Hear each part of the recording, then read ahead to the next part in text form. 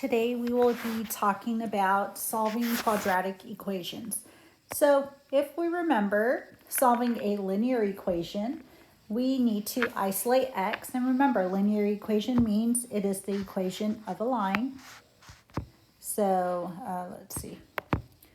So equation of a line, such as that. So we have to go ahead, isolate x. So let's move this 3x over, so minus 3x, and we're just using inverse operations here, minus x, or minus 8, I should say. Now we have negative 18 equals 2x. Those 8's cancel out. Divide by 2 on both sides. So now I have x equals negative 9.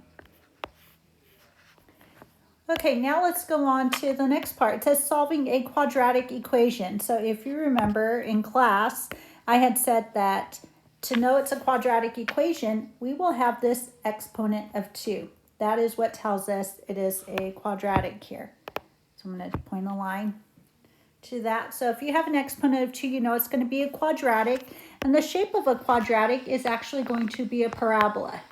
In this case, this a right here, which is 3, is positive, therefore it opens up. If this was negative, it would actually open down. But because it's positive, this parabola will open up. And again, that's called a parabola, and we use that. A parabola comes from a quadratic equation on a graph. Okay, so now let's go ahead and solve this. How do we solve this? Well, we have to bring all of our terms to the left side. So we have 3x squared minus 13x minus 10 equals 0. And why is that? Well, that's because we have ax squared plus bx plus c. That is our quadratic equation format. So we need to make sure that we have it in this format. So you can see we have ax squared, which our a here is 3, so 3x squared, plus bx, well in this case we have minus 13x, which is fine, plus c, and in this case we have minus 10, which is fine. So there's our A, B, and our C. Now let's go ahead and factor. Remember, trial and error. We did that in the last chapter, actually chapter 7. Now let's go ahead and get our factors of 3. So we have 3x and x. And then factors that multiply to 10. So we have plus 2 and minus 5. Now we can set those factors equal to 0. So 3x plus 2 equals 0. And x minus 5 equals 0. And let's get our x. So we have x equals 5. And we have 3x equals negative 2. Divide by 3. So now I have x equals negative 2 over 3. And we have our x values. So we just solved a quadratic equation right here. We just solved by factoring. Now let's go ahead and go on to numbers 1 through 3 and solve these by factoring. So again, we will bring everything to one side and set it equal to 0. So now I have 6x squared minus 13x minus 5 equals 0. Now I can get my factors through trial and error. So I have my 2x, my 3x, and minus 5 and plus 1. Now we set each factor equal to 0. So we will use our inverse operations here. So we have 2x equals 5, x equals 5 over 2.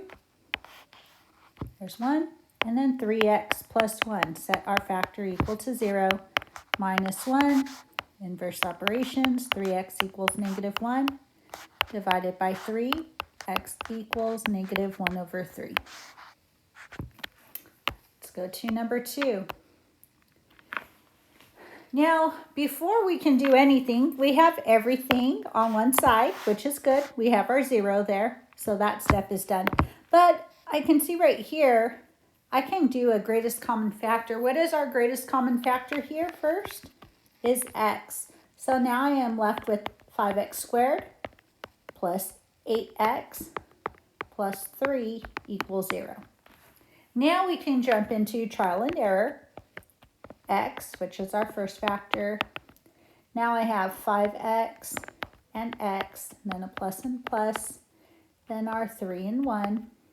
Now we can set each factor equal to 0. So first we're going to start with that x. Then we will go to 5x plus 3, set that equal to 0, and solve for x. So minus 3, 5x equals negative 3. Then we divide by 5. Now I have x equals negative 3 over 5. Now my last factor, x plus 1, set that equal to 0. Now I have x equals negative 1. So I have my 3 factors here, x equals 0, x equals negative 3 over 5, and x equals negative 1. Okay, let's go ahead and go to the last one. Solve by factoring. Well, this is already set equal to 0. Now let's go ahead and use trial and error. So we have x and x, plus and minus because it's negative. Now what 2 factors multiply to 2 but add up to 5? And as you can see, we have 1 and 2. Is this even going to work? So this doesn't factor. Let's write this down. Doesn't factor. What do we do? So what can we do here? Well, there is a way that we can factor this, and it is called the quadratic formula. So when you can't use trial and error or any other method, you can go to the quadratic formula. Now, can you use the quadratic formula on any factoring? Yes, it will work on all factoring. So, but it's usually a little faster to use the little tricks like trial and error, difference of squares, and so forth. So it says solve using the quadratic formula. Use when solving any quadratic. So use when solving any quadratic. That's the key word. It will work on all of them. So what is the quadratic formula? So let's go ahead and write this down. Ready? So x equals, draw a nice straight line. On top in the numerator, it's negative b plus minus square root of b squared minus 4ac all over 2a. Now let me rewrite that. Yeah, 2a. Okay, and again, here is our quadratic equation right here. ax squared plus bx plus c equals 0.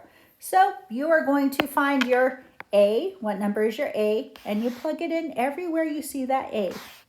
You're going to find b, and everywhere you see that b, you'll plug it in.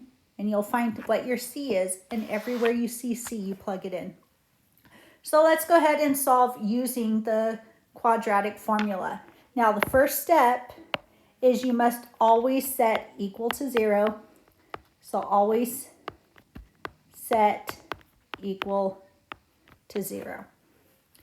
Okay, so let's go ahead and do number 1 here. It's x squared equals 2x minus 1. So the first thing we need to do is get this whole thing set equal to 0. So I'm going to do x squared, bring that 2x over, so minus 2x minus 1 equals 0. Now what I'm going to do is I'm going to find what is my a, what is my b, and what is my c. So my a is, if you look at that quadratic formula right there, quadratic equation, a is right in front of that x squared, which in this case is a 1. My b is right in front of the x, which is a negative 2. You must use that negative sign. And then my c is the number by itself, which is a negative 1. So now we found our a, b, and c. Now let's go ahead and plug those in. So we have x equals negative b, so negative, then my b is negative 2, plus or minus the square root of b squared, so b is negative 2 squared, minus 4 times a, which is 1, and my c, which is negative 1. Going over into the other part. And now we have all over 2a. which 2 times a. Okay, so we can now go ahead and solve this. X equals 2 plus or minus, and we have 4, and then negative 4 times 1 is negative 4 times negative 1 is positive 4. So we're going to do plus 4. So 4 plus 4. And that 4 plus 4 equals, why won't it erase? Let's see. Oh, here we go. That 4 plus 4 equals 8. So we have the square root of 8 all over 2. So let's go ahead and simplify this down a little bit further. So now I have 2 plus or minus, and remember 8, the square root of 8, I'm just going to work over here, 8 would be 2 square root 2. Why? Because if you do the factors of 8, you get 2 and 4, 2 and 2, so you can bring out that 2 square root 2, all over 2. And then we can see, well, this 2 and 2, those cancel to a 1, and then that 2 and 2, that becomes a 1. So our answer here is x equals 1 plus or minus the square root of 2. And yes, you must put that plus or minus. Okay, so let's see. Unfortunately, it won't let me make this smaller. So I am going to have to erase this so we can move on to the next one. So I am going to erase this right here and go ahead and put the answer. I'm just going to write the answer so you can see it. X equals 1 plus or minus square root 2, which is our answer. Okay.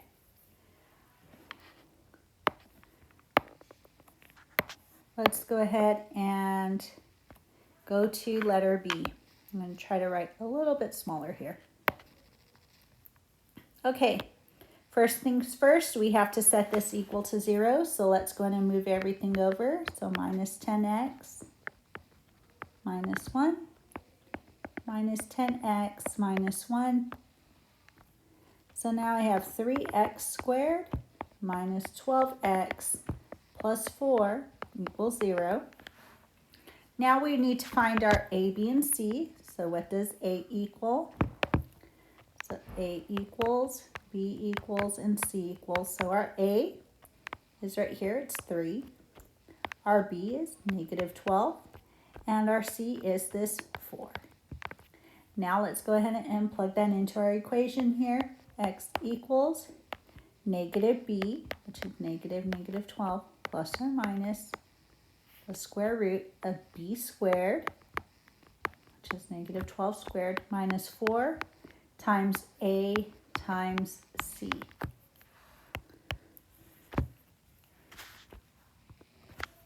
All over 2a, which 2a is 2 times 3. Now we can solve this. That negative 12 is a positive 12, plus or minus 144. Negative 12 squared is 144. Then negative 4 times 3 is negative 12. Negative 12 times 4 is negative 48. All over 2 times 3, which is 6. And that equals 12 plus or minus the square root of 144 minus 48 is 96 and 6. Now we can go ahead and simplify. So let's see, we have this 12, right? 12 and 6. But first, let's simplify the square root of 96 here. So I'm going to erase the square root of 96, and we're going to simplify it up here. So the square root of 96, well, we can bring, that is like 16 times 6. The square root of 16 is 4. So we get 4 square root 6. Now we can simplify. What can we divide 12, 4, and 6 by? Well, we can definitely divide them by 2, right? So 12 divided by 2 would be 6, plus or minus 4 divided by 2, which is 2, square root 6, then 6 divided by 2, which is 3. And we have our final answer here. X equals, and our 6 plus or minus 2 square root 6 divided by 3. Okay, let's go to letter C. Oh, look, this one's already set equal to 0 for us, so that's nice. Now it's time for us to find our A, B, and C. So A equals 1, right? We have that 1 right there. B equals -5.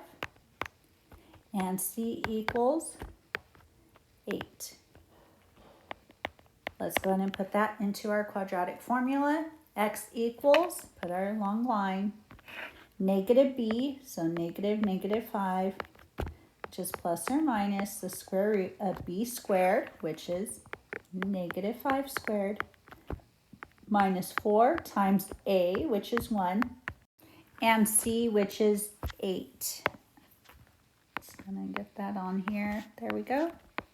All over 2a, which is 2 times 1. Now let's simplify this. -5 is +5, plus or minus. -5 squared, 25, minus 4 times 1, which is -4, times 8. So we have -32, all over 2 times 1, which is 2. Now let's simplify a little further. 5 plus or minus the square root of -7 over 2. Uh-oh, notice here we have a negative underneath a square root sign. Can we have a negative under the square root sign? No.